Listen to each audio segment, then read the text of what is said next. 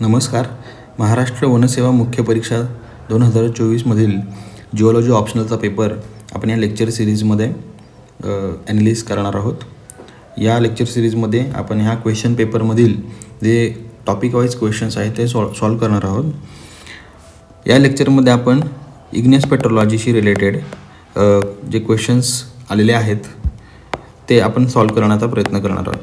आणि त्यामध्ये या क्वेश्चन्सला काय काय अपेक्षित आहे आन्सर, कोणते मुद्दे लिहिणं गरजेचं आहे ते आपण डिस्कस करणार आहोत, जेणेकरून पुढील येणाऱ्या परीक्षेमध्ये आपल्याला एक अंदाज येईल की आन्सर कसं लिहावं किंवा कोणते मुद्दे त्याच्यामध्ये इन्क्लूड असावेत. सो सेक्शन एमध्ये इग्नियस पेट्रोलॉजी आणि मेटामॉर्फिक पेट्रोलॉजी याचा एक कॉम्बिनेशन त्यांनी दिलेलं आहे की ज्याच्यामध्ये इग्नियस आणि मेटामॉर्फिक हे दोन्ही सब्जेक्ट्स त्यांनी एकाच हेडखाली ठेवलेले आहेत. परंतु इग्नियस पेट्रोलॉजी हा एक वेगळा सब्जेक्ट असल्यामुळं आपण फक्त इग्नियस पेट्रोलॉजीचे क्वेश्चन या लेक्चरमध्ये बघणार आहोत. सो सेक्शन एमधील क्वेश्चन नंबर 1D आणि 3 हे दोन क्वेश्चन या परीक्षेमध्ये विचारण्यात आलेले आहेत. सो आपण पहिला क्वेश्चन बघूया की explain the petrography and petrogenesis of granite. ग्रॅनाइटबद्दल त्यांनी विचारलेलं आहे. सिम्पल क्वेश्चन आहे, थेरोटिकल क्वेश्चन आहे. पूर्ण आपल्याला पेट्रोग्राफी म्हणजे तो रॉक कसा आहे त्याच्या फिजिकल प्रॉपर्टीज आणि पेट्रोजेनेसिस आणि त्या प्रॉपर्टीजवरून आपण त्याचं ओरिजिन कसं आहे, म्हणजे ओरिजिन कसं झालं ते आपण सांगायचं आहे. देन दुसरा क्वेश्चन आहे तो give detail account of petrogenetic significance. Petrogenetic significance of textures हे विचारलेलं आहे. हा देखील टॉपिक सिलेबसमध्ये दिलेला आहे आणि खूप सारे टेक्स्चर्स इग्नियस रॉक्समध्ये बघायला मिळतात. सो त्याबद्दल आपल्याला डिस्कस करायचं आहे. सो आपण पहिल्या क्वेश्चनपासून चालू करूया. पहिला क्वेश्चन आहे जो 8 मार्काला विचारलेला आहे. आता इथेच तुम्हाला सांगतो 8 मार्काचं क्वेश्चन, 10 मार्काचं क्वेश्चन आणि 15 मार्काचे क्वेश्चन असे 3 व्हरायटी आपल्याला ह्या क्वेश्चन पेपरमध्ये बघायला मिळतात. सो 8 मार्काच्या क्वेश्चनमध्ये तुम्हाला जवळजवळ 1 पेज प्लस इथलं अर्ध पेज, हे पूर्ण पेज आणि इकडचं एक अर्ध पेज तुम्हाला लिहायचं आहे. ओके. 10 मार्काच्या क्वेश्चनमध्ये तुम्हाला हे पूर्ण पेज प्लस दुसरं पूर्ण पेज म्हणजे 2 पाठपोट 1 पेज तुम्हाला पूर्ण भरायचं आहे. आणि 15 मार्काच्या क्वेश्चनमध्ये तुम्हाला 3 पेजेस भरायचे आहेत, म्हणजे पाठपोट 1 पेज आणि इकडची एक साईड असे 3 पेजेस तुम्हाला भरायचे आहेत. याने काय होईल की एक्झामिनरला तुम्ही क्वेश्चनचा आन्सर व्यवस्थित डील केलेला आहे असं एक फील येईल. हा जो ठोकताळे आहेत हे आपण UPSCच्या जे पेपर्स आहेत त्याच्यामध्ये जे काही वर्ड लिमिट्स दिलेले आहेत त्याच्यावरून आपण आपण बघू शकतो. सो 8 मार्काच्या क्वेश्चनसाठी आपल्याला एक पूर्ण पेज लिहायचं आहे तर आणि अर्ध पेज. तर let's move to the question. Explain the petrography and petrogenesis of granite. तर ग्रॅनाइट रॉक काय आहे, ओके, तो कसा दिसतो, त्याचं फिजिकल प्रॉपर्टीज काय आहेत हे म्हणजे पेट्रोग्राफी आपल्याला डिस्कस करायचे. आणि पेट्रोजेनेसिस म्हणजे ग्रॅनाइट हा रॉक कोणत्या मेकॅनिझममधून कोणत्या सोर्सपासून तो निर्माण झालेला आहे ते आपल्याला डिस्कस करायचं आहे. सो पेट्रोग्राफीमध्ये आपण डिस्कस करताना एखादी गोष्ट कशी दिसते हे सांगताना, त्याचा फिजिकल अपिअरन्स सांगताना कलर, टेक्स्चर, मिनरल कॉम्पोजिशन आणि त्याचं इतर कोणत्या रॉकशी असोसिएशन आहे का हे सांगितलं तर त्याचं एक डिस्क्रिप्शन आपल्याला मिळतं आणि त्याला आपण पेट्रोग्राफी म्हणतो. पेट्रोग्राफी आपण कशासाठी वापरतो तर रॉक आयडेंटिफिकेशनसाठी आपण पेट्रोग्राफीचा उपयोग करत असतो. फॉर एक्झाम्पल आपण जेव्हा फील्डमध्ये जातो तेव्हा एखादा रॉक तुम्हाला दिसतो, तो रॉक तुम्हाला तो ग्रॅनाइट आहे हे त्याच्यावरती लिहिलेलं नसतं, तो आपल्याला ते आयडेंटिफाय करायचं असतं. तर ते आयडेंटिफाय करण्याचे टूल्स काय तर ते टूल्स आपण पेट्रोग्राफीमध्ये शिकत असतो. ओके. सो सर्वात पहिला आहे कलर. रॉकचा जो कलर आहे तो महत्त्वाचा एक आयडेंटिफिकेशन टूल आहे. त्याच्यामध्ये आपल्याला 2 टर्म्स बेसिकली वापरायचे असतात किंवा आपण वापरू शकतो. ते म्हणजे एक डार्क कलर, जसं की तुम्ही बसाल्ट बघता. बसाल्ट हा खूप ग्रे आणि ग्रेइश ब्लॅक कलरचा दिसतो, तर तो त्याला आपण मेलॅनोक्रॅटिक म्हणतो. ओके, मेलॅनोक्रॅटिक. आता मेलॅनो हा शब्द जो आहे तो बायोलॉजीमधून आलेला दिसतो. ओके, मेलॅनो म्हणजे डार्क कलरचा, आणि एक असतो लाईट कलरचे मिनरल्स किंवा रॉक, त्याला म्हणतात ल्युकोक्रॅटिक. ल्युकोक्रॅटिक याचा अर्थ काय की लाईट कलरचा, जसं की ग्रॅनाइट हा एक ल्युकोक्रॅटिक रॉक आहे.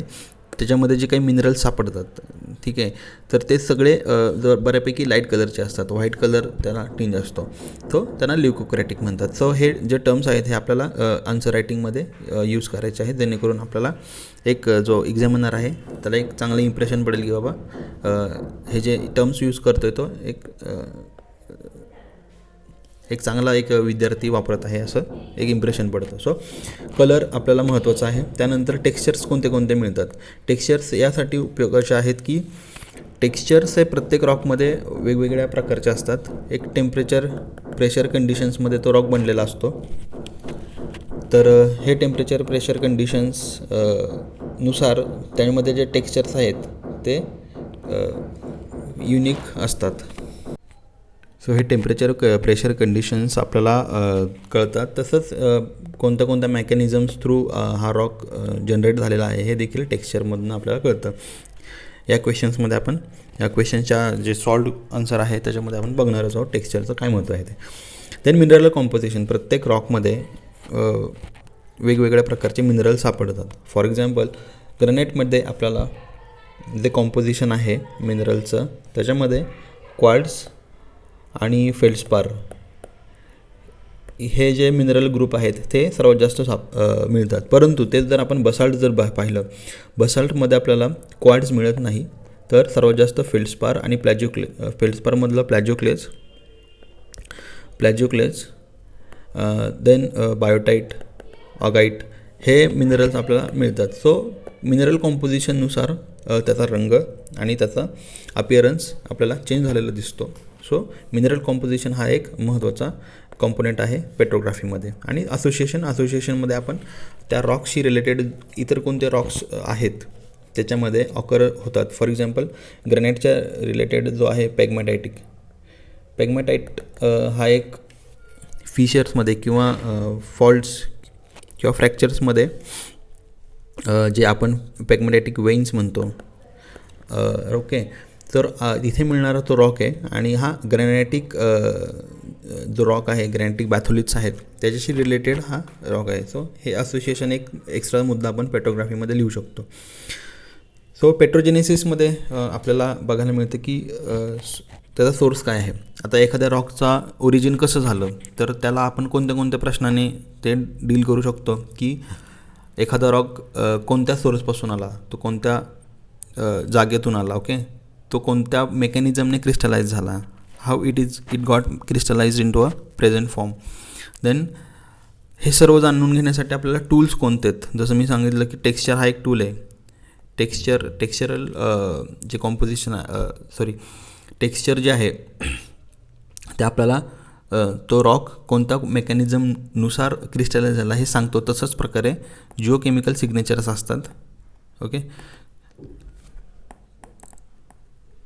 सो हे जे जिओकेमिकल सिग्नेचर्स असतात, फॉर एक्झाम्पल स्पायडर डायग्राम्स असतात. ओके, सो ह्या स्पायडर डायग्राम्स ज्या असतात तर त्या आपल्याला जे रॉकचं सोर्स आहे किंवा जो त्याचं मेकॅनिझम आहे याबद्दल आपल्याला काही गोष्टी इंडिकेट करत असतात. ते टूल्स आपण इथं वापरतो पेट्रोजेनेसिसमध्ये. देन पुढे झालं तर ऑकरन्स देखील हा एक महत्त्वाचा मुद्दा आहे. ऑकरन्स म्हणजे काय की टेक्टॉनिक सेटिंग्स कोणत्या आहेत. टेक्टॉनिक सेटिंग्स, आता ह्या टेक्टॉनिक सेटिंग म्हणजे काय की क्रिस्टल थिकनिंगमध्ये होतात की क्रिस्टल थिनिंगमध्ये होतात, हा एक मुद्दा ग्रॅनाइटमध्ये महत्त्वाचा ठरतो. आता क्रिस्टल थिकनिंग म्हणजे काय की आपण शिकतो की प्लेट टेक्टॉनिक्स आहेत बाबा, प्लेट टेक्टॉनिक्स किंवा लिथोस्फिअर आहे.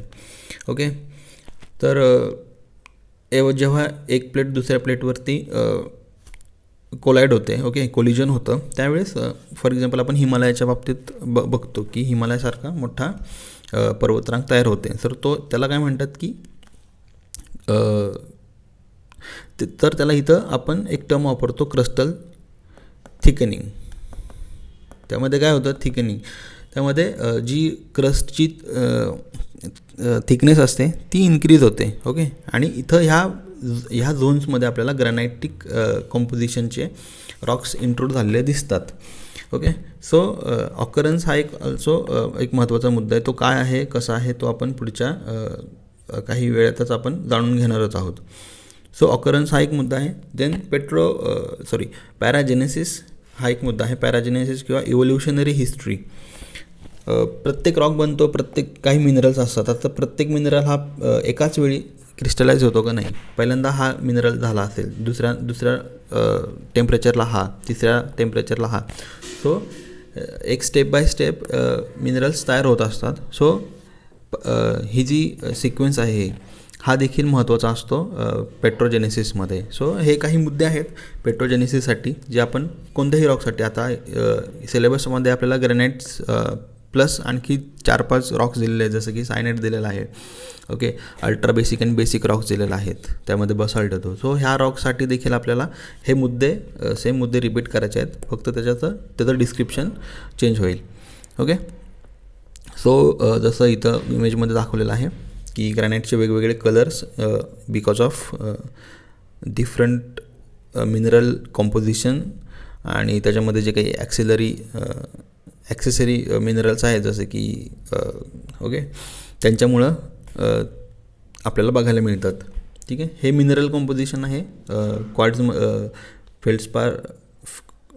पोटॅशियम फेल्डस्पार आणि क्वार्ट्ज हे सर्वात जास्त. प्लॅजिओक्लेस फेल्डस्पार हा सर्वात जास्त असतो. फॉर एक्झाम्पल ग्रॅनाइटमध्ये प्लॅजिओक्लेस फेल्डस्पार सर्वात जास्त असतो, त्यानंतर पोटॅशियम आणि त्यानंतर क्वार्ट्ज. ओके, बायोटाईट, ॲम्फिबोल आणि हे जे आहेत हे ॲक्सेसरी मिनरल्स आहेत, हे कमी प्रमाणात असतात. सो हे सर्व मुद्दे आपल्याला क्वेश्चनमध्ये लिहायचे. आता आपण डिस्कस करणार आहोत की रिअल एक्झाममध्ये आपण हे क्वेश्चन्स कसे डिस्कस करणार आहोत. ठीक आहे, तत्पूर्वी काही मुद्दे आहेत की जे आन्सरमध्ये यायला पाहिजेत. जसं की पेट्रोग्राफी जे आहे, पेट्रोग्राफी बघताना आपण त्याच्यामध्ये मेगास्कोपिक आणि मायक्रोस्कोपिक असे 2 मुद्दे आहेत, त्याच्यामध्ये इन्क्लूड करावे लागतात. मेगास्कोपिकमध्ये आपण कलर काय आहे, ओके, कलर कसा आहे, कॉम्पोजिशन काय आहे किंवा असोसिएशन काय आहे हे बघू शकतो. परंतु टेक्स्चर, कॉम्पोजिशन आणि ॲक्सेसरी मिनरल्स हे जे मुद्दे आहेत हे आपल्याला टेक्स्चरल स्टडी किंवा पेट्रोजेनेटिक स्टडी हे फक्त मायक्रोस्कोपिक स्टडीमधनं कळू शकतात. ओके, आणि त्याच्यामध्ये काय सर्वात महत्त्वाचा मुद्दा येतो की आयडेंटिफिकेशन ऑफ मिनरल्स. हे करताना आपल्याला पेट्रोलॉजिकल मायक्रोस्कोपच वापरावा लागतो. सो यातून आपल्याला मिनरल्स कळतात आणि मिनरल्समधून आपल्याला बाकीच्या गोष्टी आपण डिसायफर करायच्या असतात. ओके, पेट्रोजेनेसिसमध्ये आपल्याला एक मुद्दा येतो SIAM टाईपचे जे क्लासिफिकेशन आहे ग्रॅनाइटचं, हे पेट्रोजेनेसिस किंवा त्याच्या जेनेटिक क्लासिफिकेशन देखील म्हणू शकतो आणि हेच टेक्टोनिक क्लासिफिकेशन देखील आहे. तर प्रश्नामध्ये आपल्याला नो डाऊट ग्रॅनाइटचे आणखी देखील खूप सारे क्लासिफिकेशन दिलेले आहेत, परंतु ते त्यांच्या बेसिक त्यांच्या काय म्हणतो आपण जे कंपोजिशन आहे, ओके, त्याच्यावरती डिपेंड आहेत. पण जे SIM सीमा टाईप्सचे जे ग्रॅनाइट्स आहेत त्यांना आपण ते कसे उत्पन्न झाले, ते कसे निर्माण झाले त्याच्यावरतीच आपण डिक्लासिफाय केलं. सो क्वेश्चनचं आन्सर करताना आपल्याला हे क्लासिफिकेशन स्कीम लिहायचे आहे आणि त्याला डिस्कस करायचं आहे, तर आपलं आन्सर कंप्लीट होईल. सो लेट्स सी आपण आता आन्सर कसं लिहिता येईल परीक्षेमध्ये ते बघूया. यातलं 50-60% जरी तुम्ही परीक्षेमध्ये लिहिलं तरी बऱ्यापैकी चांगले गुण मिळण्याची शक्यता आहे. सो जसं की प्रत्येक डिस्क्रिप्टिव्ह पेपरमध्ये आपल्याला बघायला मिळतं की 3 भाग असतात प्रत्येक आन्सरचे. डेफिनेशन, त्याचं main body and then conclusion. त्याप्रकारे आपण ह्या देखील आन्सरला डिवाईड केलेलं आहे. त्यामध्ये डेफिनेशन लिहिलेली आहे, देन मेन बॉडी लिहिलेली आहे आणि त्यानंतर कन्क्लूड आपण केलेलं आहे इथं शेवटी. ओके, सो लेट स्टार्ट की कोणते कोणते मुद्दे आपण या आन्सरमध्ये आणि कशाप्रकारे लिहिता येतील.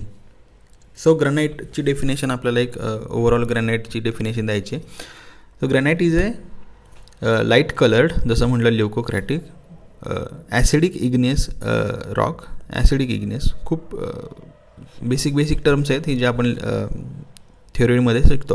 Granite is a light coloured acid igneous granular हा टेक्स्चर आहे. Rock of plutonic origin characterized mainly by the presence of quartz, feldspar with minor amounts of mica, biotite, amphibole and pyroxenes. Now हे mineral groups आहेत. Okay, ह्याच्यामध्ये छोटे छोटे आणखी बाकीचे minerals बघायला मिळतात, पण हा एक मिनरल ग्रुपची नावं लिहिली आहेत. Okay, due to variety of composition of group of rocks is also called granitoids. Granite हा एक टर्म आहे, परंतु ग्रॅनाइटशी रिलेटेड म्हणजे जी काही व्हरायटी आपल्याला ग्रॅनाइटमध्ये मिळते ती व्हरायटी दर्शवण्यासाठी आपण ग्रॅनिटॉइड हा शब्द वापरतो.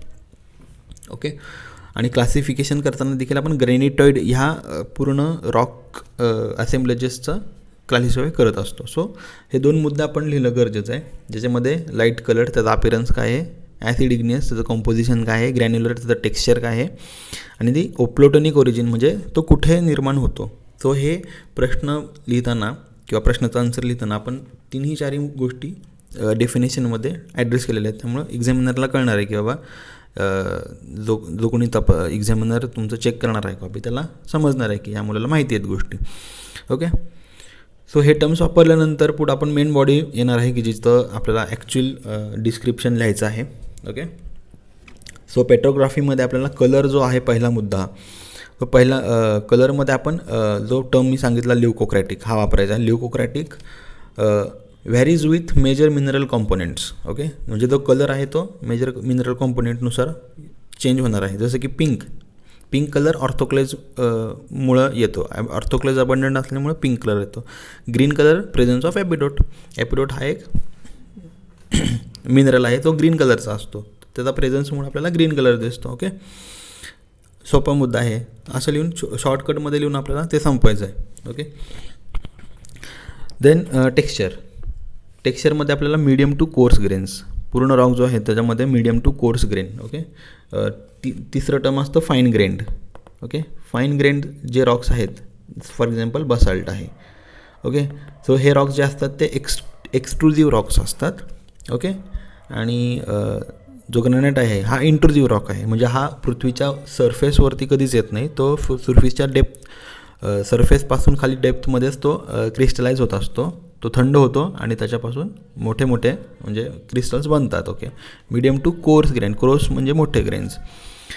त्याला एक टर्म आहे हायपिडिओमॉर्फिक ग्रॅन्युलर म्हणजे कसे जे आपल्याला नेक टाईजने म्हणजे उघड्या डोळ्याने ते आपल्याला ग्रेन्स दिसतात, परंतु ते ग्रेन्स फक्त मोठेच नाही आहेत, तर ते त्यांचा शेप जो आहे बऱ्यापैकी त्यांचा असा जे फेसेस आहेत क्रिस्टल फेसेस आहेत ते वेल डेव्हलप्ड आहेत, म्हणून त्याला हायपिडिओमॉर्फिक क्रिस्टल्स किंवा हायपिडिओमिक ग्रॅन्युलर टेक्स्चर असं आपल्याला एक टर्म लिहायचं आहे.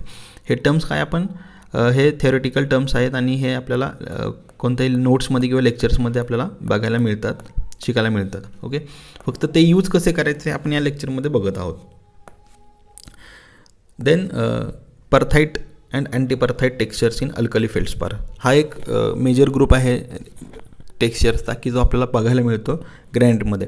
ओके, बिकॉज ग्रॅनाइटमध्ये अल्कली फेल्डस्पार खूप जास्त प्रमाणात असतात, तर त्यांच्याशी रिलेटेड जो असलेला परथाईट आणि अँटीपरथाईट टेक्स्चर्स आहेत ते बघायला आपल्याला मिळतील. हे काय टेक्स्चर्स आहेत ते आपण पुढच्या जो नेक्स्ट क्वेश्चन आहे त्याच्यामध्ये आपण डिस्कस केलेला आहे तिथे बघूया. ओके, सो ग्रॅनाइटचा एक महत्त्वाचा टेक्स्चर म्हणजे परथाईट आणि अँटीपरथाईट. सो हे काय इंडिकेट करतात, they indicate the subsolvus cooling with high pressure H2O pressure म्हणजे काय वेट प्रेशर किंवा वेट म्हणजे काय असतं की ही एक कन्सेप्ट आहे की जेव्हा रॉक थंड होत असतो, ओके कूल होत असतो, तो काही मिनरल्स असतात की जे हायर टेम्परेचर्सला बनलेला असतात. फॉर एक्झाम्पल हा मिनरल आहे, हा हाय टेम्परेचरला बनलेला आहे. ओके, फॉर एक्झाम्पल 1000 डिग्री सेल्सिअसला हा बनलेला आहे, पण जसं जसं कूल डाऊन होतं, ओके जसं फॉर एक्झाम्पल 500 डिग्री सेल्सिअसला एखादा रॉक आला तर काय होईल की त्याच्यामधलं जे प्रेशर आहे ते कमी होईल. ओके, आणि सबसॉल्व्हर्स कूलिंग होईल, म्हणजे हा जो रॉक आहे त्याला म्हणतो आपण ऑर्थोक्लेज. ओके, ऑर्थोक्लेज म्हणतो.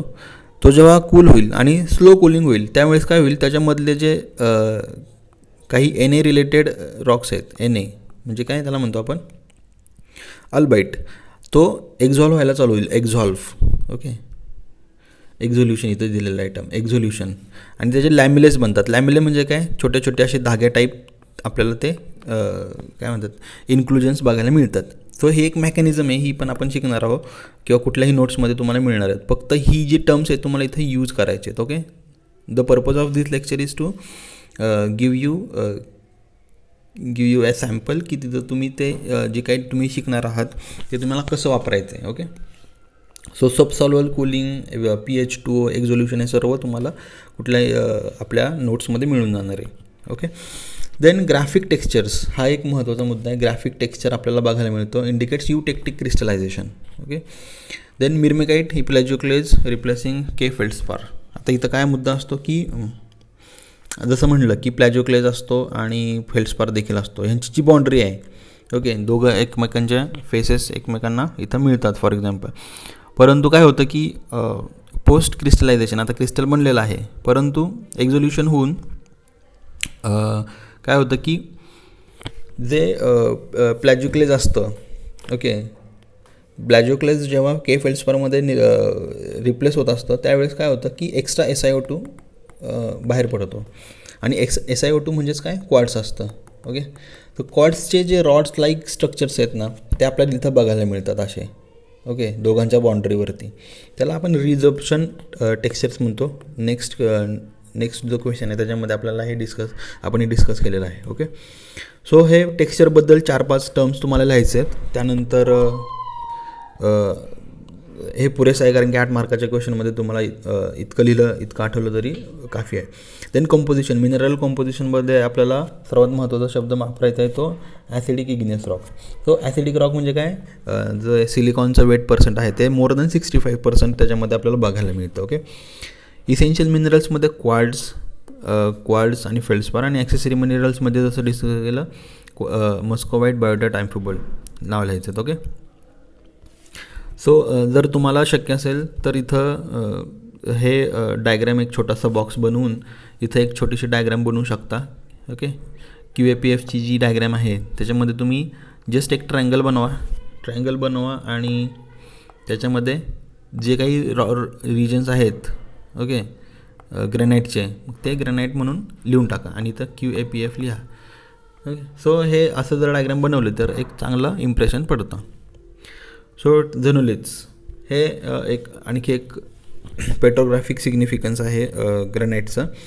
जेव्हा ते मॅग्मा चेंबरमध्ये असतो, रॉक मॅग्मा चेंबरमध्ये असतो त्यावेळेस जे आजूबाजूचे रॉक्स असतात ते तुटून ह्या मेल्टमध्ये येतात. ओके, परंतु हे पूर्णपणे मेल्ट होत नाहीत, वितळत नाहीत आणि त्यांचा ट्रेसेस आपल्याला बघायला मिळतात आणि त्यालाच आपण झेनोलिथ्स असं म्हणतो. ओके, कंट्री रॉक्सचं रिमेनिंग पार्ट्स किंवा रेलिक्ट्स हा एक शब्द आहे, रेलिक्ट्स.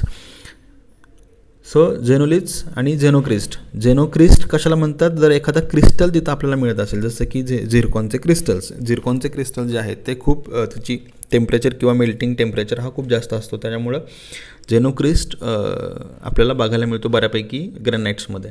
Okay, zircon crystals are common. Zoning in zircon shows igneous processes. Okay, so झिरकॉनमध्ये बऱ्यापैकी आपल्याला एक झोनिंग बघायला मिळतं. झिरकॉनचे युहेड्रल क्रिस्टल्स असतात त्याच्यामध्ये लेयर्स आपल्याला बघायला मिळतात. ओके, हा सर्वात हाय टेम्परेचरला बनलेला भाग असतो, त्याला कोर म्हणतात.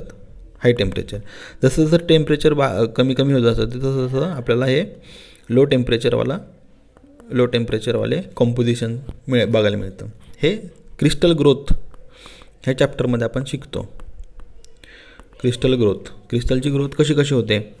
ओके, त्यानुसार हे झोनिंग आपल्याला बघायला मिळतं. हे देखील एक विजिबल फीचर आहे आणि हे सर्व आपण कुठं लक्षात ठेवा, आपण microscope under petrographic microscope petrological microscope under हे सगळं ऑब्झर्व करत आहोत. ओके, आता शेवटचा मुद्दा आहे तो म्हणजे असोसिएशनचा.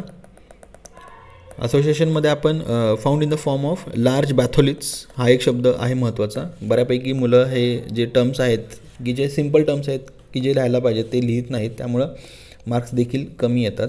सो हे जे बॅथोलिथ्स, ओके, फॅकोलिथ्स हे जे शब्द आहेत हे आपण शिकत असतो. वेगळ्या चॅप्टर्समध्ये शिकतो, पण आपल्याला इथं वापरायचे असतात. So batholiths in a continental setting, हा एक महत्त्वाचा शब्द आहे, continental setting and related to pegmatite intrusions. Okay, so हे 5 मुद्दे आपण लिहून पेट्रोग्राफी जी आहे ती आपल्याला पूर्ण करायची आहे. नेक्स्ट मुद्दा येतो पेट्रोजेनेसिसचा. तर पेट्रोजेनेसिसमध्ये आपण त्याची डेफिनेशन काय आहे की petrogenesis is the origin of the rock, the mechanism through which it is originated. So petrogenesis of granitoid is also related to the tectonic setting. जसं मी तुम्हाला सांगितलं, टेक्टॉनिक सेटिंग म्हणजे वेगवेगळ्या टेक्टॉनिक सेटिंगमध्ये वेगवेगळ्या प्रकारचे जिओकेमिकल सिग्नेचर्सवाले ग्रॅन्ट्स आपल्याला बघायला मिळतात. In which it is crystallize showing I type, S type, M type आणि ए टाईप. ओके, शँड ह्या जे सायंटिस्ट आहेत त्यांनी आपल्याला हे क्लासिफिकेशन दिलेलं आहे. तर ह्या क्लासिफिकेशननुसार आय टाईप म्हणजे इग्नेस प्रोसेसेस रिलेटेड जे ग्रेनेट्स आहेत, एस म्हणजे सेडिमेंटरी रॉक टाईप जे आहेत जसं की हिमालयामध्ये सेडिमेंटरी आपल्याला बघायला मिळतात. देन एम म्हणजे मॅन्टल डेरड, ज्याचा सोर्स हा पूर्णपणे मॅन्टलपासून निर्माण झालेला आहे. आणि ॲनारोजेनिक म्हणजे काय, जिथं मी तुम्हाला एक डायग्राम दाखवली ती हिमालय बनतो तसा, तर ही ओरोजेनिक सायकल आपण त्याला म्हणतो, ओरोजेनिक टेक्टॉनिक सेटिंग्स. पण काही ग्रॅन्ड असतात की ते ह्या सेटिंगमध्ये न बनतात दुसरीकडे कुठेतरी, फॉर एक्झाम्पल ओशनिक प्लेटच्या अंडर बनतात. ओके, त्याला अंडर प्लेटिंग असं म्हणतात. सो ह्या गोष्टी आपल्याला इथं लिहायच्या आहेत. सर्वात महत्त्वाचं आय आणि एस टाईप आहे ते त्यांना आपल्याला एक्सप्लेन करून सांगायचं आहे. सो आय म्हणजे काय की igneous type related partial melting of infracrustal precursor किंवा इन्फ्राक्रस्टल प्रोटोलिथ्स असं आपण इथं म्हणू शकतो, प्रोटोलिथ. ओके, सो इन्फ्राक्रस्टल म्हणजे काय, सरफेसच्या खालचं, आणि सुपराक्रस्टल म्हणजे काय, सरफेसच्या वरचं. सुप्रा म्हणजे वरचं, इन्फ्रा म्हणजे खालचं. ओके, सरफेसच्या वर इन्फ्राक्रस्टल हा एक कीवर्ड आहे, हा देखील तुम्ही वापरू शकता. कोणी जास्त वापरत नाही, तुम्ही जर वापरलं तर खूप चांगलं इम्प्रेशन पडतं एक्झामिनरवरती. Okay, so partial melting of infracrustal protolith having mafic mineralogy giving rise to acidic magma. आपण बोवेन्स रिॲक्शन सिरीजमध्ये बघतो की जसं जसं आपण टेम्परेचर कमी करत जातो तसं तसं जे ऑलिव्हिन, पायरोक्झिन, ओके, तसं करत करत शेवटी क्वार्ट्ज येतो. आणि आपण इथं तेच बघत आहोत की क्वार्ट्ज आपल्याला मिळवण्यासाठी काय करावं लागतं, तर हे जे मॅफिक मिनरल आहे त्यांचं पार्शियल मेल्टिंग करत करत आपल्याला यावं लागतं. ओके, तर ऑलिव्हिनवाले जे रॉक्स आहेत त्यांना मॅफिक म्हणतात, मॅफिक मिनरॉलॉजीवाले रॉक. ओके, तर त्यांचं पार्शियल मेल्टिंग जर तुम्ही केलं तर तुम्हाला ॲसिडिक मॅग्मा मिळतो आणि त्या ॲसिडिक मॅग्मापासून ग्रॅनाइट बनतो आहे. ओके, देन हे एक सिम्पल आपण लिहिलेलं आहे. Then shows metaluminous composition. आता मेटा ॲल्युमिनस म्हणजे काय की ह्याच्यामध्ये जे आपण एलिमेंटल कॉम्पोजिशन आहे, ओके, Al2O3 Al2O3चं वेट पर्सेंटेज जे आहे ते Na2O + K2O म्हणजे काय, ॲल्युमिनियम ऑक्साईडचं जे प्रमाण आहे ते सोडियम ऑक्साईड आणि पोटॅशियम ऑक्साईड ह्या दोघांच्या प्रमाणापेक्षा जास्त आहे. ओके, आणि परंतु ॲल्युमिनियम ऑक्साईड हे Na2O, K2 आणि CaO म्हणजे यांच्यापेक्षा कमी आहे. म्हणजे जेव्हा CaO आपण ह्याच्यामध्ये हे करतो, इन्क्लूड करतो, त्यावेळेस Al2O3चं प्रमाण कमी होतं. ह्याला मेटा ॲल्युमिनस म्हणतात. आणि एस टाईपमध्ये काय असतं, ते असतं पर ॲल्युमिनस म्हणजे काय, ॲल्युमिनियमचं प्रमाण हे आहे ते तिघांपेक्षा जास्त आहे. ओके, सो हा एक छोटासा डिफरन्स आहे, तो तुम्हाला लिहायचा आहे पेट्रोजेनेसिसमध्ये. So partial melting, I type म्हणजे पार्शियल मेल्टिंग आणि एस टाईप म्हणजे मेटामॉर्फिक रिलेटेड ज्या गोष्टी आहेत, ठीक आहे ना, एस टाईपमध्ये त्या येतात. सेडिमेंटरी रॉक्स जे ॲल्युमिनियम रिच सेडिमेंट असतात त्याला पेलिटिक रॉक्स म्हणतात. ओके, सो यांचं जेव्हा मेटामॉर्फिझम होतं त्यावेळेस आपल्याला पर ॲल्युमिनस कॉम्पोजिशनचा ग्रॅनाइट मिळतो. Okay, it is produced by partial melting of aluminous rich crystal sediments. Okay, and formed in orogenic belts, जसं आपण म्हणलं हिमालयन बेल्ट. ओके, सो हे मुद्दे तुम्हाला लिहायचंच एस टाईप. देन स्पेस कमी असल्यामुळं आपल्याला 8 मार्काच्या क्वेश्चनमध्ये देन एक समरी एक लिहायचे ए टाईपची आणि एम टाईपची. आय टाईप आणि S type granitoids forms the majority of the rock occurrence but M type having geochemical signatures of mantle melts, पूर्ण मॅन्टलपासून डेराव राहतात. And A type that is anorogenic forms in non orogenic settings with low pH2, त्याचं जे pressure असतं ते कमी असतं. And high concentration of halogens. Halogens म्हणजे काय? हॅलोजन हे म्हणजे फ्लोराईड, ओके, क्लोराईड ह्यांचं प्रमाण जास्त असतं. ओके, हे समरीमध्ये सांगितलं. आणि त्याचं कन्क्लुजन आपल्याला द्यायचं आहे की despite having low economic cost, granites are associated with pegmatitic ore deposits. आपल्याला इथं ओर डिपॉझिट म्हणजे इकॉनॉमिक काय त्याचा रिलेवन्स आहे ते सांगायचं आहे. Like gold, rare earth and halogens hence are good indicators for prospecting operations. जेव्हा आपण मिनरल प्रॉस्पेक्टिंग करतो त्यावेळेस आपण ग्रॅनाईट जर असेल तर तो आजूबाजूला अशा प्रकारचे ओर डिपॉझिट्स आहेत हे इंडिकेट करतो. हे एक फ्युचरिस्टिक किंवा एक नवीन तुम्हाला इनोव्हेटिव्ह जर कन्क्लुजन सांगायचं असेल तर ते तुम्ही असं सांगू शकता. सो हा बेसिकली आपण डिस्कस केलेला आहे की कसं आन्सर लिहावं. So let's move to the next question. Give detail account of petrogenetic significance of textures of igneous rock. या क्वेश्चनमध्ये आपल्याला टेक्स्चर्सबद्दल विचारलेलं आहे आणि त्याचा कोरिलेशन आपल्याला पेट्रोजेनेसिससोबत करायचं आहे. तर पेट्रोजेनेसिस म्हणजे काय आणि टेक्स्चर्स म्हणजे काय हे आपल्याला थोडक्यात इंट्रोडक्शनमध्ये आपल्याला सांगावं लागेल. So petrogenesis is what it's to decipher the origin of the rocks and textures are one of the tools of the decipherment. Another tools are geochemical tools. Textures are what? Textures are mutual relationship among the minerals, okay, किंवा crystals किंवा grains. हा देखील शब्द आपण वापरू शकतो की ग्रेन्सच्या मध्ये आपापसामध्ये त्यांचं कसं रिलेशन आहे, त्यांचं साईजमध्ये काय डिफरन्सेस आहेत काही, ओके. देन एकमेकांच्या बाउंड्रीज त्या कशा आहेत, ओके. देन एकमेकांमध्ये ते इन्क्लूड झालेले आहेत का, की एकमेकांमध्ये ते इन्क्लेव्स बनवत आहेत. सो ह्या प्रकारचं जे रिलेशन आहे अरेंजमेंटल रिलेशन्स, सो ते आपल्याला टेक्स्चर्समध्ये बघायला मिळतात. Now they are studied under the petrological microscope. तर हे सर्व जे टेक्स्चर्स आहेत हे मोस्टली आपल्याला पेट्रोलॉजिकल मायक्रोस्कोप अंडर आयडेंटिफाय करायचे असतात. देन हा दुसरा मुद्दा झाल्यानंतर टेक्स्चर्स जे आहेत ते वेगवेगळे टेक्स्चर्स जसे बनतात ते वेगवेगळ्या गोष्टींवरती अवलंबून असतात. दे आर रिलेटेड टू एकतर मॅग्मा कूलिंग. मॅग्मा कूलिंगचा रेट काय आहे. जर मॅग्मा खूप फास्ट अंडरकूल होत असेल तर तो फाईन ग्रेन क्रिस्टल देणार, आणि त्याच ऑन द अदर हँड तो जर स्लोली कूल होत असेल तर there will be a time for crystals to grow in a magma chamber, okay. So this are the mechanisms. एक तर मॅग्मा कूलिंग. Then viscosity. जर मॅग्मा खूप जास्त विस्कस असेल so there will be a less chance for the ions to get move from one place to another, okay. काही nucleation sites असतात, त्या nucleation site वरती जी ग्रोथ होत असते त्यासाठी जे आयन्स असतात वेगवेगळ्या ठिकाणी विखुरलेले असतात, they are diffused. So they have to come to the growth sites to grow the crystal. So ही जी विस्कोसिटी आहे it acts as an obstacle for the ions to get displaced to the required centers. So viscosity जास्त असेल तर आपल्याला fine grain Roxx मिळतात, okay. किंवा diffusion rate कमी असतो, ओके. आणि डिफ्युजन ऑफ आयन्स जर खूप जास्त असेल तर मोठे मोठे क्रिस्टल आपल्याला मिळतात. आता हे दोन्ही कशावरती डिपेंड करतं तर एकतर त्याचं प्रेशर काय आहे आणि H2O कंटेंट काय आहे. आता H2Oचं कंटेंट जर खूप जास्त असेल तर आपल्याला हे मोठे मोठे क्रिस्टल्स बघायला मिळतात, बिकॉज H2Oमुळं जी आयनिक डिस्प्लेसमेंट असती ती सोपी होते. दुसरी गोष्ट H2Oमुळं विस्कोसिटी जी असते मॅग्माची ती देखील कमी होते, ओके. तर ह्या दोन गोष्टी महत्त्वाच्या असतात. Then diffusion rate of ions आपण पाहिलंच.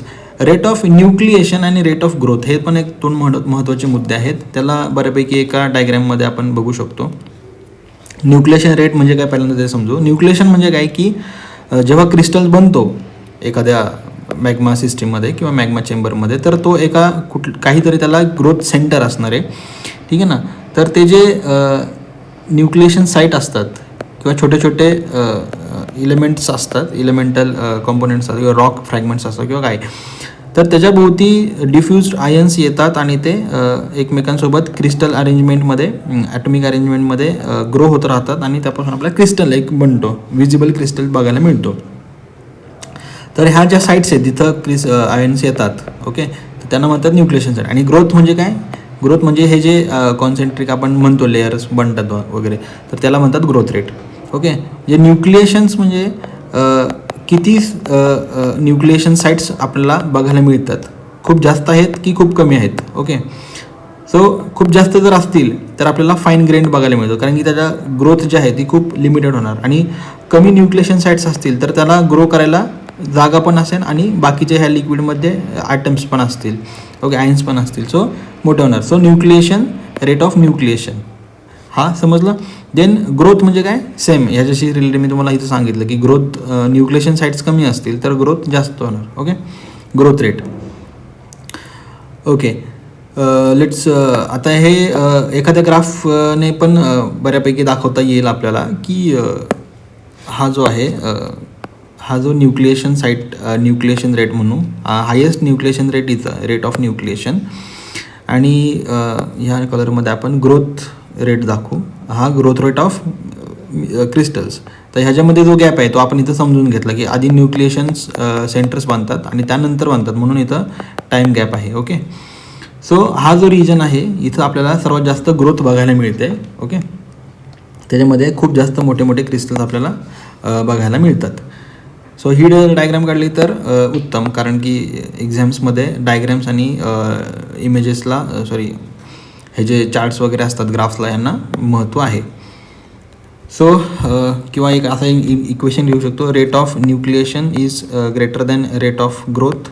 तर आपल्याला काय मिळतो? फाईन ग्रेन्ड मिळतो, फाईन ग्रेन रॉक. आणि rate of growth is more than rate of nucleation, then we get coarse grained rocks. Okay, हे देखील आपण लिहू शकतो.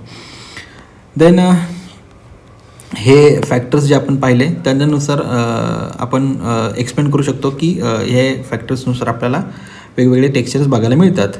सो हे टेक्स्चर्स कोणतं मेकॅनिझम आपल्याला इंडिकेट करतात हे आपण एक ब्रेनस्टॉर्म करूया. हे ॲक्च्युअल आन्सर नाही आहे, आन्सर आपण पुढे जाऊन बघूया की कसं आन्सर लिहावं. तर zoning is one of type of the crystal growths. Okay, crystal growth ह्या चॅप्टरमध्ये आपण झोनिंग हे बघतो. तर झोनिंग म्हणजे काय की जास्त सांगितलं की न्यूक्लिएशन सेंटर्स बनले त्याच्या आजूबाजूला जेव्हा डिफ्युज्ड आयन्स येतात आणि ते ग्रोथ सेंटर्सच्या आजूबाजूला ॲटॉमिक स्ट्रक्चर तयार करतात. तर ते तयार करत असताना एक कॉन्सेंट्रिक लेअरिंग त्या भोवती बनली जाते, एक कॉन्सेंट्रिक लेअरिंग. ओके, आता ह्याच्यामध्ये आपल्याला एक्सटिंक्शन अँगलनुसार एक्सटिंक्शन जी पोझिशन आहे त्याच्यानुसार आपण ह्यांना आयडेंटिफाय करतो या झोनिंग पॅटर्न्सला. ठीक आहे, अंडर मायक्रोस्कोप. तर हा जो क्रिस्टल असतो जो आतमधला त्याला म्हणतात कोर, आणि हा बाहेरचा असतो त्याला म्हणतात रिमवाले स्ट्रक्चर. तर जर कोरवाले जर हाय टेम्परेचर मिनरल्स असतील आणि हे लो टेम्परेचर मिनरल्स असतील, कॉम्पोजिशन असेल, तर ह्याला म्हणतात कॉम्पोजिशनल झोनिंग किंवा नॉर्मल झोनिंग. ओके, किंवा नॉर्मल. ठीक आहे, आणि त्याच्या उलट रिव्हर्स झोनिंगमध्ये काय होतं की जे कोर्स असतात ते कोर जो असतो तो लो टेम्परेचर मिनरल कॉम्पोजिशन असतो. ओके, लो टेम्परेचर, आणि जो रिम असतो तो हाय टेम्परेचर असतो. आता हे कसं मेकॅनिझम आपण एक्सप्लेन करू शकतो, कोणती प्रोसेसेस बाबा, पेट्रोजेनेटिक प्रोसेसेस आपण सांगू शकतो. Let's see.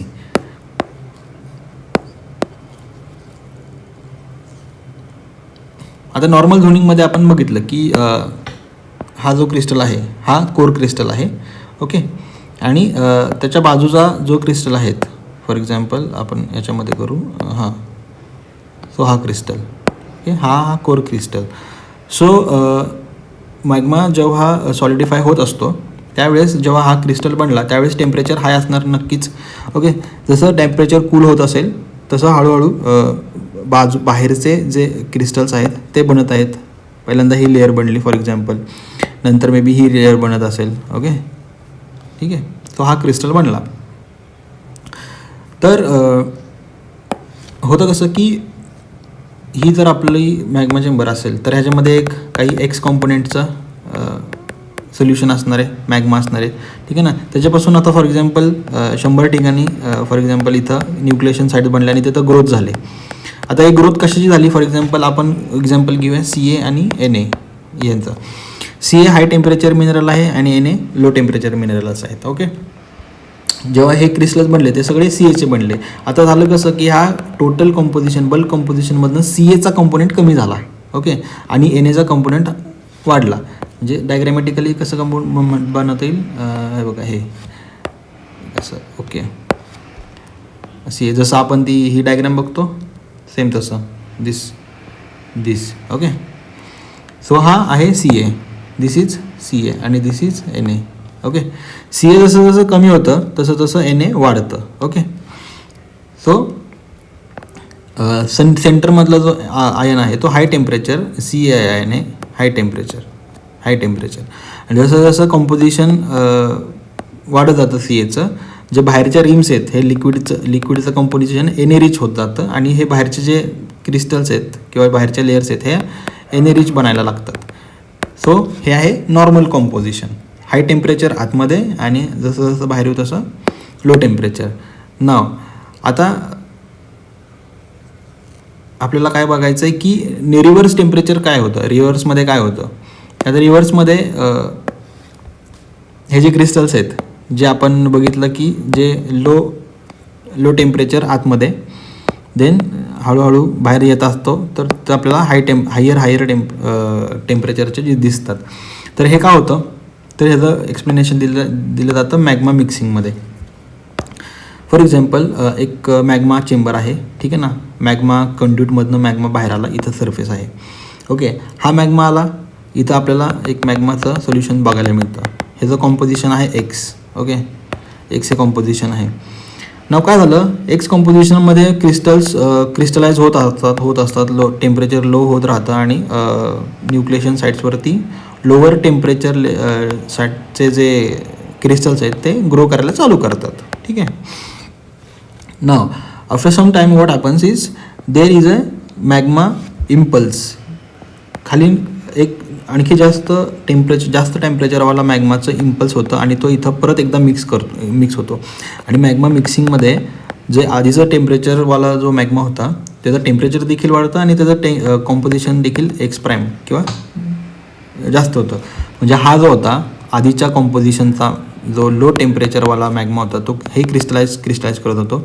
परंतु जेव्हा मॅग्मा इम्पल्स आला, मॅग्मा मिक्सिंग झालं, त्यावेळेस पुन्हा एकदा नवीन त्यांना मटेरियल मिळालं आणि पुन्हा एकदा हाय टेम्परेचरवाले मिनरल्स क्रिस्टलाइज व्हायला ग्रोथ सेंटरच्या कॉम्पोजिशनमध्ये क्रिस्टलाइज व्हायला तयार झाले. सो त्याच्यातून आपल्याला रिव्हर्स झोनिंग बघायला मिळतं. सो हे दोन मे बी तुम्हाला क्लिअर झाले असतील.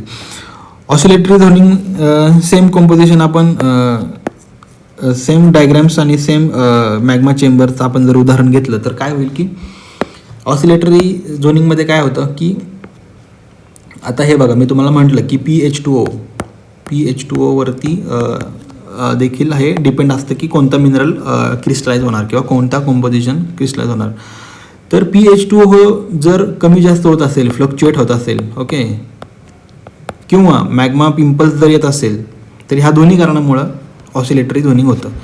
त्याच्यामध्ये काय होतं, पहिल्यांदा CAचे रिम्स बनणार, देन परत Na, पुन्हा CA, असं मेजॉरिटीवाले हे कमी जास्त होत आपल्याला अशी ही जी आहे डायग्राम आपण काढून दाखवू शकतो की एकदा CAचे रिम्स बनतात ते नंतर NAचे बनतात ते पुन्हा CAचे, असं फ्लक्च्युएशन होत राहतं. ओके, सो हे काही मेकॅनिझम्स आहेत की जे तुम्ही दाखवू शकता. पुन्हा पुढील आपण वेळ न घेता पुढचे देखील बघूया. इंटरग्रॅन्युलर टेक्स्चर. आता युटेक्टिकच्या टेक्स्चरमध्ये आपण बघतो, युटेक्टिक जे डायग्राम आहे ती तुम्हाला बघायला मिळेल फेज डायग्राम्समध्ये. अशा प्रकारे काहीतरी आपण बनवतो. इथं टेम्परेचर, ओके, इथं फॉर एक्झाम्पल AB असं लिहिलं तर हा जो पॉईंट असतो इथं ह्या टेम्परेचरला दोन्ही मिनरल्स जे फेसेस असतात A आणि B दोन्ही एक समान एकाच टेम्परेचरला दोन्ही पण क्रिस्टलाइज होत असतात. त्याचा त्याच्यामुळं आपल्याला काय इक्वी ग्रॅन्युलर टेक्स्चर्स आणि इंटर ग्रॅन्युलर टेक्स्चर जे म्हणतो आपण ग्राफिक टेक्स्चर हे आपल्याला बघायला मिळतं, जसं की ग्रॅनाइटमध्ये आपल्याला ते बघायला मिळतं आहे. ओके. देन एक्झोल्युशन हे पण एक खूप महत्त्वाचा पॉईंट आहे जो फेल्सपार्समध्ये बघायला मिळतो. बेसिकली जो अल्कली फेल्सपार आहेत, अल्कली फेल्सपार याच्यामध्ये बघायला मिळतं. आता फेल्सपारचे जेव्हा आपण अभ्यास करतो तर इथं फेल्सपार का घेतलं आहे, कारण की ग्रॅनाइटमध्ये किंवा याच्यामध्ये सर्वात जास्त अल्कली फेल्सपार हे असतात आणि त्याच्यामध्ये सर्वात जास्त परथिटिक आणि एक्झोल्युशन सोल्युशन्स वगैरे आपल्याला बघायला मिळतात. सो होतं काय की फॉर एक्झाम्पल हे फेल्सपार घेतला, हे फेल्सपारची डायग्राम आहे के NA आणि CA अशी डायग्राम आहे. आणि हा जो आहे हा जो रिजन आहे, ओके, इथं आपल्याला क्रिस्टल्स बघायला मिळतात आणि हा इमिसिबिलिटी गॅप म्हणजे इथं कोणतेच क्रिस्टल्स बघायला मिळत नाही. NA आणि CA, ओके, NA आणि CA ह्यांच्यामध्ये सॉलिड सोल्युशन सिरीज बघायला मिळते. याचा अर्थ काय की NA आणि CA, ओके, ह्यांचे रेडियस रेशो जे आहे ना, ह्यांचे जे आयोनिक रेडियस हे जवळजवळ समसमान आहेत. त्याच्यामुळं काय होतं, ॲटॉमिक स्ट्रक्चरमध्ये NAच्या ठिकाणी CA देखील रिप्लेस करू शकतो किंवा CAच्या ठिकाणी NA देखील रिप्लेस करू शकतो. सो ह्यांच्या पर्सेंटेज कॉम्पोजिशननुसार ह्यांचे 4-5 असे बायटोनाइट, लॅब्राडोलाइट वगैरे वगैरे असे नावाचे मिनरल्स बनतात. ओके. जस्ट आपल्याला काय बघायचं इथं सॉलिड सोल्युशन सिरीज म्हणजे एकमेकांना परफेक्टली ते रिप्लेस करतात. पण NA आणि K हे यांच्यामध्ये जे आहे ते परफेक्ट रिप्लेसमेंट होत नाही. का? कारण की K आणि NA यांच्यामध्ये साईज डिफरन्स खूप जास्त, आयन्सच्या साईज डिफरन्स. त्याच्यामध्ये काय होतं की एक्झोल्युशन होतं. आता एक्झोल्युशन का होतं त्याचं रिझन आपल्याला कळालं की यांच्यामध्ये size difference, ionic difference, radius difference हा व्हॅरी करतो. सो त्याच्यासाठी आपल्याला काय बघायचं आहे, एक्झोल्युशनरी मेकॅनिझम काय असते की ही फेस डायग्राम आपल्याला काढायची आहे. इथं हे दाखवायचं असं आणि इथं हे सॉल्व्हर्स. ओके. सो ही डायग्राम काढून त्यांना दाखवायचं आहे की जेव्हा इथं क्रिस्टल येतो, हा सिंगल फेस येतो, सिंगल सॉलिड फेस म्हणजे काय, एकच क्रिस्टल तिथं येणार आहेत आपल्याला. म्हणजे जसं की हा क्रिस्टल बनला तर ह्याच्यामध्ये ऑर्थोक्लेज आहे, हा एकच बनणार इथं ह्या रिजनमध्ये. ओके. पण जसं टेम्परेचर खाली होतं, आता हा टेम्परेचर आहे, टेम्परेचर जसं खाली येईल तसं काय होतं, इथं 2 प्रकारचे क्रिस्टल्स बनायला चालू करतात. ओके. 2 प्रकारचे क्रिस्टल्स. कसं, आता ऑर्थोक्लेजमध्ये काय राहतं, K आणि NA आपण इथं बघितलं होतं. K आणि NA हे दोघांचं कंपोजिशन असतं. ओके. परंतु जसं हा रॉक सब सॉलिडसच्या रेंजला येतो त्यावेळेस NAचे जे लॅमिलेज असतात म्हणजे काय, धाग्यासारखे जे आपण केलं ते एक्झॉल्व करायला चालू होतं. एक्झॉल्व म्हणजे काय, ते वितळतात. ओके ना. वितळतात ते आपल्याला जस्ट एक ॲनॉलॉजी देतो आहे. वितळत नाही ते ॲक्च्युली ते जे NAचे साईट आहेत, Kची साईट के आणि NA याच्यामध्ये रिप्लेसमेंट व्हायला चालू होते कमी टेम्परेचरला. हायर टेम्परेचरला जे आहेत, आपण एक थ्योरी असते की हायर टेम्परेचरला व्हायब्रेशन खूप जास्त असतं, व्हायब्रेशन एनर्जी. त्याच्यामुळं काय होतं की जे मोठे क्रिस्टल्स असतात, मोठे आयोनिक रेडियसवाले जे ॲटम्स असतात ते क्रिस्टल स्ट्रक्चरमध्ये जागा बनवतात. परंतु जसं टेम्परेचर लोकडे जातं त्यावेळेस व्हायब्रेशन एनर्जी कमी होते आणि स्टॅबिलिटी वाढते. ओके. स्टॅबिलिटी वाढायला चालू होते त्यावेळेस काय होतं की जे छोटे आयोनिक रेडियसवाले देखील क्रिस्टल्स असतात ते देखील तुम्हाला ॲटॉमिक स्ट्रक्चरमध्ये बघायला मिळतात मिनरल्सच्या. सो हेच मेकॅनिझम इथं होते. NA हा केला रिप्लेस करायला चालू करतो आणि रिप्लेस करायला चालू केल्यानंतर बाजूचे जे K आहेत, ठीक आहे ना, NA आहेत ते इथं सॉलिडिफाय व्हायला चालू होतात, ठीक आहे ना, रिप्लेस व्हायला चालू होतात आणि त्याच्यातून आपल्याला असं हे लॅमिलर टेक्स्चर बघायला मिळतं. ठीक आहे ना. सो दिस इज ही जी मेकॅनिझम आहे ही तुम्हाला काम जास्त सांगितली डिटेलमध्ये बिकॉज हा जो क्वेश्चन आहे परथाईट आणि अँटी परथाईट एक्झोल्युशन ह्याचा रेफरन्स जे आहे ते बऱ्यापैकी क्वेश्चन्समध्ये तुम्हाला देता येतो आणि पुढे देखील तुम्हाला याचा उपयोग होईल पुढच्या परीक्षांमध्ये वगैरे. सो दॅट्स वाय तुम्हाला हे डिटेलमध्ये सांगितलं टेक्स्चर. इग्नियस पेट्रोलॉजीमध्ये टेक्स्चरचा जो पोर्शन आहे तो खूप जास्त महत्त्वाचा आहे. त्याचं क्रॉस रेफरन्सिंग तुम्हाला बाकीच्या क्वेश्चनमध्ये पण करता येतं. सो ही एक्झामिनेशनची मेकॅनिझम तुम्हाला सांगितली. Then stages of crystallization by model porphyritic. तर पॉर्फिरिटिक टेक्स्चर आपल्याला माहिती आहे की बसाल्ट जो आहे तो पॉर्फिरिटिक दाखवतो. पॉर्फिरिटिक आणि बाय मॉडेल याचा अर्थ काय आपण समजूया. पुन्हा एकदा हे एक मॅग्मा चेंबर आहे आणि इथे हे कॉन्ड्यूट आहे, हे मॅग्मा चेंबर आहे. सो मॅग्मा चेंबरमध्ये काही क्रिस्टल्स बनायला चालू झालं आहे, ठीक आहे ना. हा सरफेस आहे, परंतु काहीतरी झालं, फिजिकल प्रेशर डिकॉम्प्रेशन कुठल्या तरी मेकॅनिझमनी हा जो लावा आहे मॅग्मा आहे हा सरफेसवरती आला आणि फॉर एक्झाम्पल इथं वरती सी आहे, हा ओशन आहे. ओशनच्या अंडर तो एक्सक्लूड व्हायला चालू झालं कसं, इथं टेम्परेचर होतं फॉर एक्झाम्पल 1000 डिग्री सेल्सिअस, ठीक आहे ना. परंतु जेव्हा तो सरफेसवरती आला तर टेम्परेचर अगदी कमी होऊन ते झालं 200 डिग्री सेल्सिअस, ठीक आहे ना. सो इतका जास्त कूलिंगचा रेट असल्यामुळं हे जे बाकीचे फेनोक्रिस्ट जे होते मोठे क्रिस्टल त्याच्या आजूबाजूचं लिक्विड होतं ते क्वेंच झालं, ते पटकन त्याचं सॉलिडिफाय झालं आणि त्याचं ग्लास बनले. ओके, त्याला म्हणतात ग्राउंड मास. सो 2 प्रकारची कूलिंग आपल्याला इथं मिळते. एक तर स्लो कूलिंग होत होती इथं, हे कूलिंग 1, कूलिंग नंबर 1, आणि जेव्हा हा एक्सक्लूड झाला कूलिंग नंबर 2. हे 2 फेसेस आपल्याला कशामध्ये बघायला मिळतात तर टेक्स्चरमध्ये बघायला मिळतात. ओके, मग टेक्स्चर त्याचं कसं दिसतं की हे फेनोक्रिस्ट असतात बऱ्यापैकी, हे लॅच शेप्स असतात प्लॅजिओक्लेज. ओके, आणि हा जो ग्राउंड मास असतो हा एकदम ग्लासी ग्राउंड मास असतो किंवा फाईन ग्रेन्ड ग्राउंड मास असतो, त्याला याचं फाईन ग्रेन्ड, ठीक आहे ना. ह्याला म्हणतात लॅट्स, प्लॅजिओक्लेजचे लॅट्स, ठीक आहे ना. हे असे डायग्राम काढायचे झालं. देन हे झालं porphyritic by model crystallization. Sequence of crystallization किंवा पॅराजेनेसिसमध्ये आपण काय शिकतो की प्रत्येक मिनरल जो आहे, प्रत्येक रॉक जो आहे त्याच्यामध्ये खूप सारे मिनरल्स असतात. ओके ना, खूप सारे क्रिस्टल ग्रेन्स असतात. आता प्रत्येक क्रिस्टल हा एकाच टेम्परेचरला बनलं का नाही, फक्त एक युटेक्टिक क्रिस्टलायझेशनमध्ये आपण म्हणू शकतो की दोन्ही क्रिस्टल जे आहेत ते एकाच टेम्परेचरला बनले. But most of the times काय होतं की बरेच क्रिस्टल जे आहेत ते पहिल्यांदा बनला फर्स्ट टू कम. देन बाकीचे जे मिनरल्स आहे ते सेकंड टू कम, म्हणजे फर्स्ट नंतर बनलेले असतात.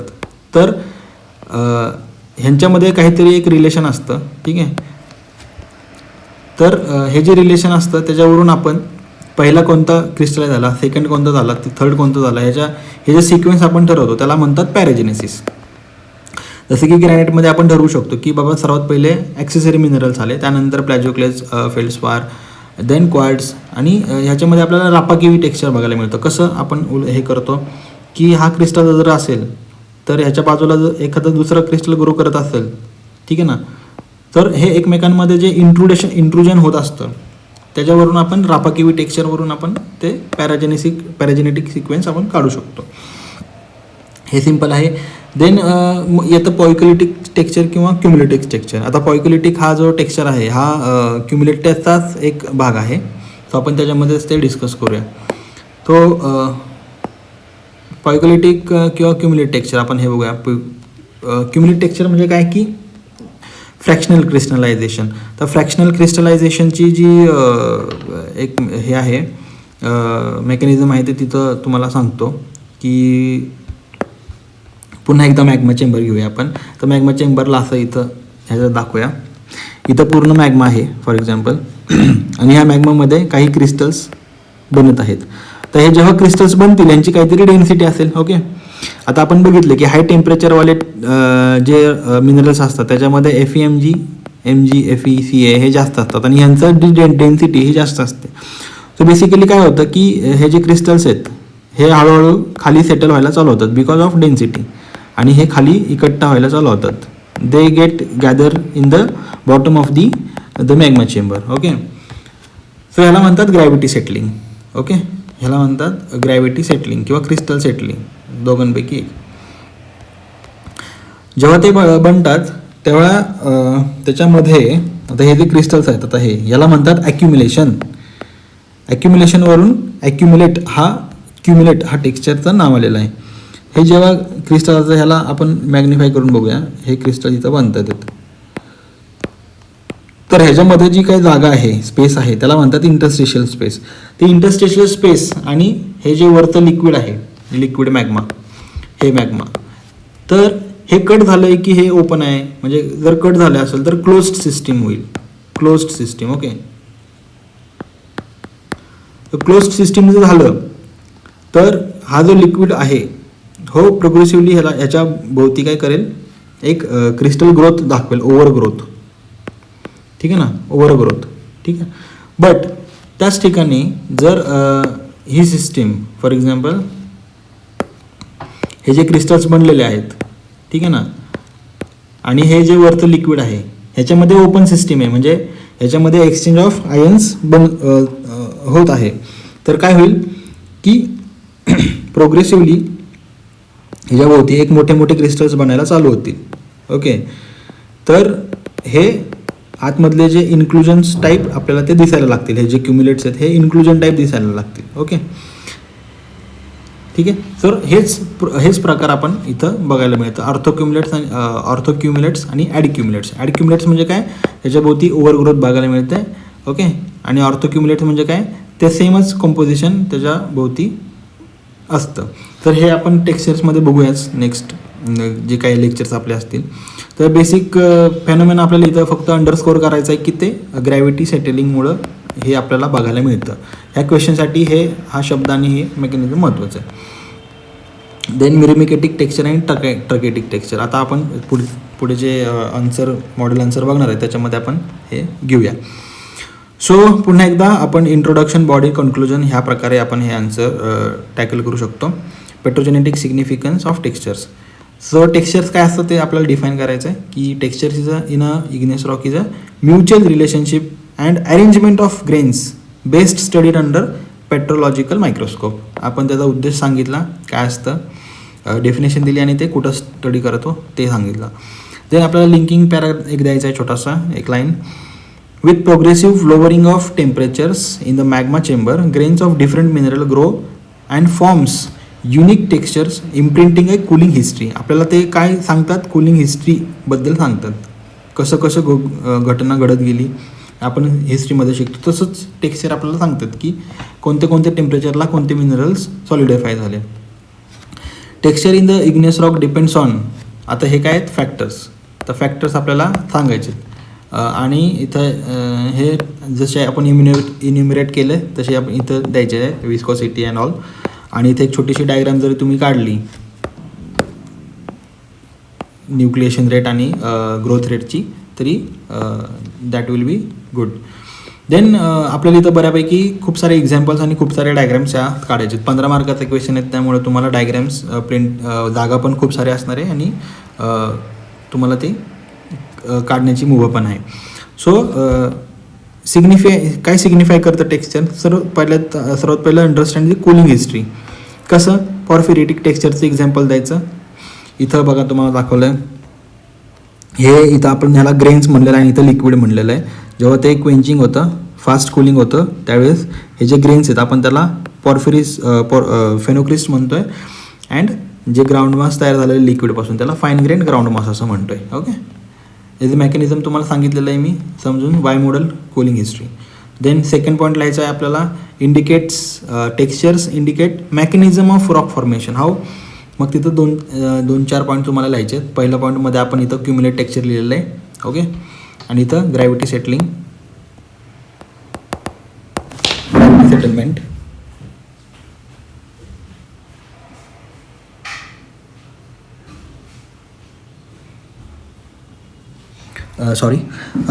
अर्ली फॉर्म क्रिस्टल्स आपल्याला इथं दिसतात की इथं आपण अर्ली फॉर्म क्रिस्टल लिहिलेले आहेत आणि इथं हे लिक्विड आहे.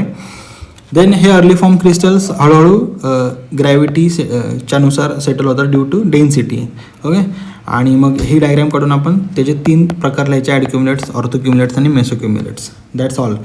इतकं लिहिलं तरी पुष्कळ आहे. Then trachytic texture. Trachytic texture काय आहे, ट्रकाईट हा एक नावाचा रॉक आहे. ओके. हा एक्सट्रुसिव्ह इग्निस रॉक आहे. तर मी सांगितलं तसं बसाल्टमध्ये आपल्याला फेनोक्रिस्ट मिळतात, असे ओरिएंटेड क्रिस्टल्स असतात प्लॅजिओक्लेसचे, ठीक आहे ना, असे लांब प्रिझमॅटिक असतात. आता काय होतं की जेव्हा एखाद्या लिक्विडमध्ये लॅमिनर फ्लोमध्ये एखादं ओरिएंटेड असे जर काही इलेमेंट्स असतील तर ते त्या फ्लोच्या डिरेक्शनला काय करतात, ओरिएंट होतात स्वतः. सर ट्रॅकेटिक टेक्स्चर हे फ्लोट स्ट्रक्चर आहे किंवा फ्लो हे स्ट्रक्चरमध्ये देखील येतं, परंतु मायक्रोस्कोप अंडर आपण ह्याला बघू शकतो ट्रॅकेटिक टेक्स्चर, ठीक आहे ना. What it signifies, it signifies the flow, है ना, इंडिकेट्स फ्लो इन द एक्सट्रुझिव्ह लावा. ओके, हे महत्त्वाचं आहे. देन झोनिंग, जसं आपण म्हटलं झोनिंगचं कसं कॉम्पोजिशन झोनिंग, ऑसिलेटरी आणि रिव्हर्स झोनिंग. हे जर सिम्पल शॉर्टमध्ये आपल्याला लिहायचं आहे की सॉलिड सोल्युशन आहे, मॅग्मा इम्पल्स आहे, देन मॅग्मा मिक्सिंग आहे, हे मेकॅनिझम लिहायचं आहे शॉर्टमध्ये, पुढे जायचं आहे. क्रस्टल अनालिटिक्सिस म्हणजे काय, झेनोलिस आणि झेनोक्रिस्ट. झेनोलिस जसं क्रस्टला जे कंट्रोल रॉकला आहे तो मॅग्मा हळूहळू इनगल्फ करतो, त्याला आपण क्रस्टल अनालिटिक्सिस म्हणतात. त्याच्यामुळं काय होतं आहे की मॅग्माचं जे कंपोजिशन आहे ते देखील चेंज होतं आणि बाहेरचा रॉक त्याचं व्हॉल्यूम देखील वाढत जातं, ठीक आहे ना. तर बऱ्यापैकी ग्रॅनाइट्समध्ये वगैरे आपल्याला हे काही असा पूर्ण ग्रॅनाइटचा जर रॉक असेल त्याच्यामध्ये तुम्हाला असं वेगळ्या वेगळ्या प्रकारचे असे वेगळ्याच टेक्स्चरचे वगैरे रॉक्स बघायला मिळतात की जे फॉरेन बॉडी असतात, फॉरेन बॉडी असतात. तर ते दुसरं तिसरं काय नसून ते झेनोलिथ्स असतात. तर हे पण आपल्याला क्रस्टल अनालिटिक्सिसची प्रोसेस किंवा पेट्रोजेनेसिस इंडिकेट करत असतं, ठीक आहे ना. Textures also indicates crystallizing temperature pressure condition. कोणत्या टेम्परेचर आणि प्रेशर कंडिशनला आपल्याला तो रॉक बनलेला आहे ते टेक्स्चर इंडिकेट करतं. जसं की इंटरग्रॅन्युलर टेक्स्चर, ठीक आहे ना, युटेटिक क्रिस्टलायझेशनमध्ये. ओके ना. फॉर एक्झाम्पल डायऑक्साईड अनऑक्साईडचं जर आपण बघितलं, ही जी डायग्राम आपण बघितली तर 1274 डिग्री सेल्सिअसला आपल्याला इंटरग्रॅन्युलर टेक्स्चरवाले डायऑक्साईड आणि अनऑक्साईडचे क्रिस्टल्स बघायला मिळतात, ठीक आहे. देन एक्झोल्युशन टेक्स्चर्स परथाईट आणि अँटीपरथाईट. परथाईट आणि अँटीपरथाईट आपण मागच्या क्वेश्चनमध्ये डिस्कस केलं की जेव्हा ऑर्थोक्लेज कूलडाऊन होतं, ठीक आहे ना, सबसॉलिडस ह्याच्यामध्ये स्लोली कुलिंग होतं, त्यावेळेस आपल्याला त्याचे लॅमिनेशन्स ऑफ एने प्लेजिओक्लेज आपल्याला बघायला मिळतं, त्याला म्हणतात परथाईट. आणि ते जर उलटं असेल की एनेचा रॉक असेल, एने एक रिच रॉक असेल आणि त्याच्यामध्ये ऑर्थोक्लेसचे जर लॅमिनेशन असेल त्याला अँटीपरथाईट असं म्हणतात, ठीक आहे. सो हे नाव लिहायचे perthite antiperthite texture and creates exsolution lamellae related to pressure of H2O, wet pressure, ठीक आहे. जसं इथं डायग्राम तुम्हाला काढून दाखवली, ही डायग्राम तुम्ही काढू शकता इथं छोटीशी, की हा सॉल्व्हस असतो, ठीक आहे ना, आणि हे solid solution semi solution series आहे एन आणि KNA. ओके. सो हे आहे परथाईट आणि जसं मी तुम्हाला सांगितलं हे आहे अँटीपरथाईट. ओके. ही जी डायग्राम आहे इथं प्लॅजिओक्लेज आणि अल्कली फेल्डस्पारची, ती आपण फेल्डस्पार ग्रुप जेव्हा आपण शिकतो त्यावेळेस इथं बघायला मिळतं की K आणि NA इथं मागाशी डिस्कस केली तसंच. देन ही डायग्राम काढली तरी चालेल अशी, आणि इथं फक्त इमिसिबिलिटी गॅप असं द्यायचं आणि इथं प्लॅजिओक्लेज सॉलिड सोल्युशन सिरीज आणि इथं सेमी सॉलिड सोल्युशन सिरीज असं लिहायचं. Then texture also helps in establishing paragenesis, ग्रॅनाइटचं इव्होल्युशनरी हिस्ट्री इन ग्रॅनाइटचं एक्झाम्पल द्या. Then indicates post crystallization changes. आता पोस्ट हे पण महत्त्वाचं आहे. Resorption texture in myrmekites. ह्याच्यामध्ये काय असतं की जसं मागाशी सांगितलं की ग्रॅनाइटमध्ये K फेल्डस्पार आणि प्लॅजिओक्लेज दोन्ही असतात.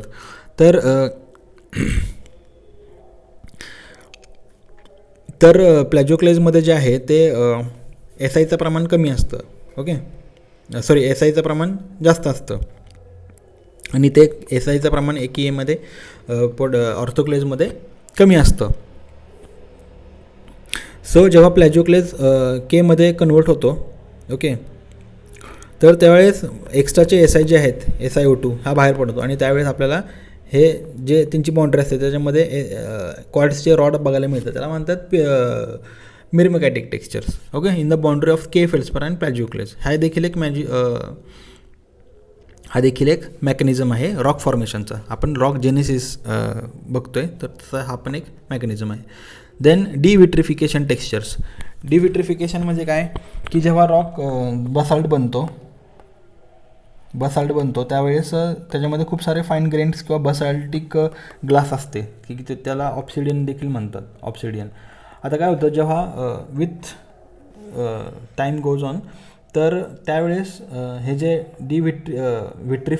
विट्रिफिकेशन म्हणजे म्हणजे ग्लास, जी विट्रिफाईड रॉक असतात त्यांचं डिविट्रिफिकेशन होतं.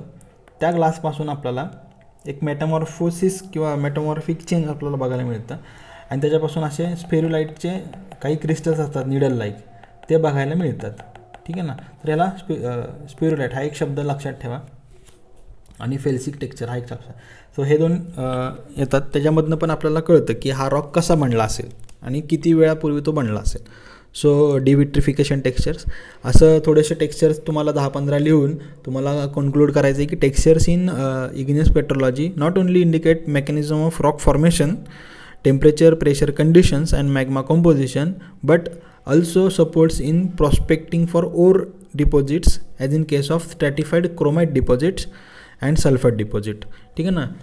एखादं जर क्रिस्टल ग्रॅव्हिटी सेटलिंगपासून बनत आहे हे तुम्हाला कळलं, तर तिथं खाली कुठेतरी क्रोमाइटचे स्ट्रॅटिफॉर्म डिपॉझिट्स मिळतील, हे तुम्हाला प्रॉस्पेक्टिंगला मदत करतं. टेक्स्चर हे खूप महत्त्वाची प्रोसेस आहे, टेक्स्चरचं डिकोड करणं किंवा आयडेंटिफिकेशन, आणि हे तुम्हाला फ्युचरिस्टिक अप्रोचमध्ये तुम्हाला हे सांगायचं आहे की हे इतकं जास्त महत्त्वाचं आहे. सो अशा प्रकारे तुम्ही क्वेश्चन्सला अटेम्प्ट करू शकता. ठीक आहे. आपण पुढील लेक्चर्समध्ये पुढील टॉपिक्सवरती डिस्कशन करणार आहोत. थँक्यू.